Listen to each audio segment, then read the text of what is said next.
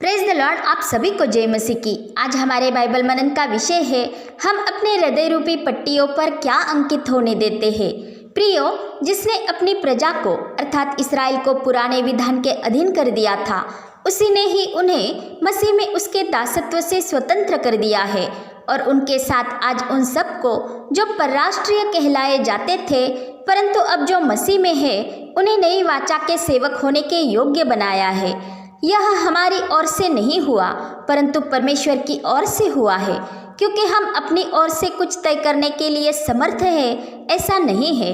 इसलिए हम इसका श्रेय अपने आप को नहीं ले सकते, क्योंकि हमारी अपनी योग्यता परमेश्वर की ओर से है। परमेश्वर के आज्ञा अनुसार ही पुराने नियम के अक्षर पत्थरों पर खोदे गए थे, परंतु नई वाचा आत्मा की वाचा है, जिसके नियम परमेश्वर के कहे अनुसार ही पत्थर की पट्टियों पर नहीं, परंतु मनुष्य के हृदय में रखे गए हैं। क्योंकि लेख मारता है, परंतु आत्मा जीवन देता है। अर्थात अब हम ही मसीह की पत्री है, जिसे लोग पहचानते और पढ़ते हैं, जिसे प्रभु यीशु मसीह के सेवक स्याही से नहीं, परंतु जूते परमेश्वर के आत्मा से पत्थर की पट्टियों पर नहीं, परंतु मनुष्य के मांसमय हृदय रूपी पट्टियों पर लिखते हैं। परंतु हम जानते हैं कि आज संसार में कितने सारे झूठे शिक्षक, झूठे भविष्यवक्ता उठ खड़े हुए हैं। वे उस सत्य में नहीं चलते जो सत्य प्रभु यीशु मसीह में है, और वे सुशिक्षा को नहीं, परंतु भरमाने वाली आत्माओं की और दुष्टात्माओं की शिक्षा को प्रचार में लाते हैं। और यदि कोई इस शिक्षा पर मन लगाता है, तो वह मसीह की पत्री नहीं हो सकता, क्योंकि वह आप ही विश्वास से बहक जाता है। इसीलिए हमें भी पवित्र आत्मा की अगुवाई में यह परखना है कि हमारे इन हृदय रूपी पट्टियों पर कैसा और क्या लिखा जा रहा है। क्योंकि हम अचल पत्थर नहीं है, परंतु परमेश्वर के मंदिर के जीवित पत्थर है। जैसे हमारा प्रभु यीशु मसीह परमेश्वर का चुना हुआ बहुमूल्य जीवता पत्थर ठहरा, जिसे मनुष्यों ने निकम्मा ठहराया था। अर्थात हमें भी इस विषय जागते रहना है कि हमारी इस हृदय रूपी पट्टी पर वे ही जीवनदायी वचन जो पवित्र आत्मा से प्रेरित है, वे ही लिखे जा रहे हैं या नहीं।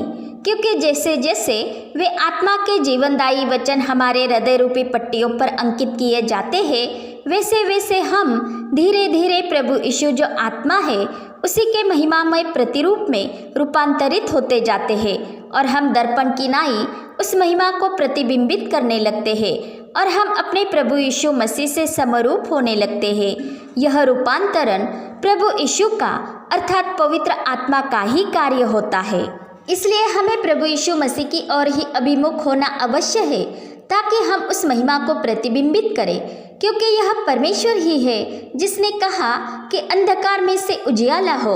उसी के द्वारा यह उजियाला हमारे हृदय में चमका है, जो मसीह यीशु के चेहरे से प्रकाशमान होता है, ताकि वही परमेश्वर की महिमा के पहचान का उजियाला हम में से प्रकाशमान हो, जिससे हम दृश्य वस्तुओं पर मन नहीं लगाएंगे जो थोड़े दिन की है, परंतु उन अनदेखी वस्तुओं को देखते रहेंगे जो सार्वकालिक है। क्योंकि परमेश्वर ने ही हमें अंधकार के वश से छुड़ाकर अपने प्रिय पुत्र के राज्य में प्रवेश कराया है, जिससे हमें छुटकारा अर्थात पापों की क्षमा प्राप्त होती है।